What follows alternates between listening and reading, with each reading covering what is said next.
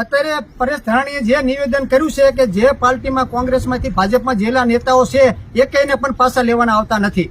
અને એવું ને એવું પાટીલ સાહેબે 1 વર્ષ પહેલા પણ નિવેદન કરેલું હતું કે આપણે કોઈ કોંગ્રેસના કાર્યકર્તાને હવે આપણે લેવાનો થતો નથી. પણ અત્યારે જુઓ તમે કેટલા ધારાસભ્યો કોંગ્રેસનો ખેપ કાઢી અને ભાજપમાં વહી ગયેલા છે, કેટલા ધારાસભ્યો.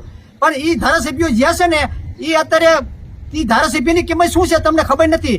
25 કરોડ 30 કરોડ 40 કરોડ 50 કરોડ એની કિંમત કોને કરી? આપણા મતદારો કિંમત આપણે એની કરી છે. એ પાદરીની 50 કરોડ 40 કરોડ કિંમત થાય નથી. અને આવા ગરદાર માણસો હોય જે પાર્ટીને ડગો દઈ જીયા હોય અને બીજી પાર્ટીમાં વજાતા હોય તો એ બીજી પાર્ટીનું શું ભલું કરવાના છે? તમે વિચાર તો કરો કે જે પાયાનો કાર્યકર હોય જે પાર્ટીમાં 20 વર્ષથી કામ કરતો હોય એને ટિકિટની લાલચ તો બધાને હોય. હવે એને ટિકિટ તો મળે નહીં અને કાલ સવારે જો ખે બદલાવી અને 15 દીમાં આવતો હોય અને એને જો ધારાસભાની ટિકિટ મળી જતી હોય તો પાયાનો કાર્યકર્તા શું કરે? અત્યાર સુધી કરશે શું બિચારો?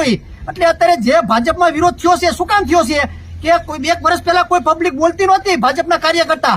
અત્યારે એમને ખબર પડી કે ભાઈ મારો વાળો ધારાસભ્યમાં ટિકિટમાં આવ્યું હતું, આ તો 5 આયતી ઉમેદવાર લાવે ને અત્યારે 2 આવરાઈ દીધા. આપણે શું કરવાનું? એટલે વિરોધ થયો છે. જો 1 વર્ષ પહેલા બોલ્યા હોત ને તો અત્યારે એકે લેતા જ નહીં. અને જે ગરદારો અત્યારે ઉભા રહેવાના છે ને ગમે સીટમાંથી એને પાડી દીજો.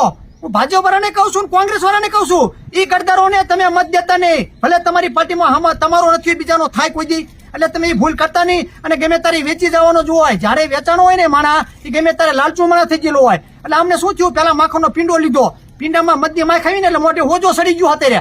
આ બધાને હોજા સડ્યા એટલે ગયેલા હે, અમથા નથી ગયેલા બધાને. શું કામ આવીને કે પાછું આવવું હે? કારણ કે એ કઈ રહ્યું જ નથી હવે. અને એમને ખબર પડશે આ તો એક જ વખત ઓલું સડે માખણ પછી હોજા જ આવે મોટે બધાને. એટલે તમામ મારા પબ્લિક ભાઈઓ બહેનોને બધાને ખેડૂતોને પણ નમ્ર વિનંતી કરું છું કે કોઈ આવા ગરદારો જ્યાં ઉભા રાખે ને ત્યાં તમે પાડી દીજો. આ ગરદારો પર તમને પણ નડવાના હે ગમે તારે. જો સરકાર આપણે પાર્ટીને નડતા હોય તો આપણને તો નડે જ આવા ગરદારો. એટલે જે વિસ્તારમાં ઉભા હોય એટલે અહીંયા ભાજપ કોંગ્રેસ તમે જોતા જ નહીં. ગરદાર માણા આવ્યો હે પાડી દો.